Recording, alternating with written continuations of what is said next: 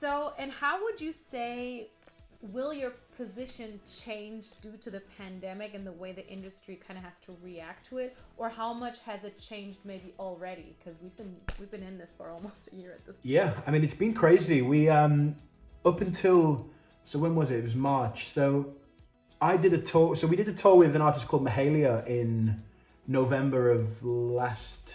It'd be 2019 now. So November 2019, and in that we were in Australia, and we started noticing like people walking around with masks on and hand sanitizer being few and far between. And this was like November of the year before, and we were like, what the hell is like? Why are people taking this so? Do they know something we don't?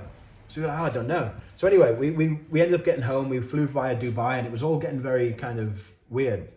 And I then went on tour with an artist called Billy Davis, who was supporting Tones and I, who's in the UK tour, and the UK and Europe tour. And we, as we were doing that, it was a lot more real, and the guys were kind of requesting sanitizer, and everyone was a little bit worried. And we did most of the shows, and everything was fine. There was no social distancing or anything at this point. And after about 3 weeks of the tour, we were in Berlin, and we'd set everything up, and everything was pretty much going to happen. And then we just got a phone call from the manager saying, this is from Tones and I's manager, saying it's off, and the rest of the tour's cancelled as well. You have to go home. So it's like, right, okay, these guys are from Australia, so I had to get them back to London from Germany and then to Australia.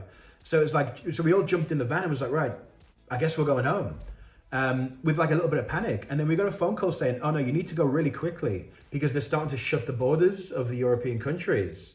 So then we suddenly found ourselves on a great tour about to play Berlin, to literally driving as fast as we can to Calais to try and get back to the UK. And from that point, that was the last show or the last potential show I've done since.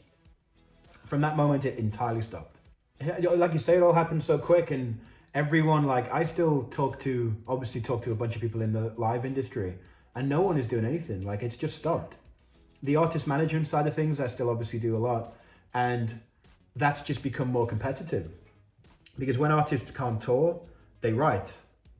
So suddenly you've got thousands and thousands of songs coming out every week because instead of touring, people are sitting around writing songs. So now that's more competitive than ever, and it's this perpetual kind of manic. I didn't even think about that.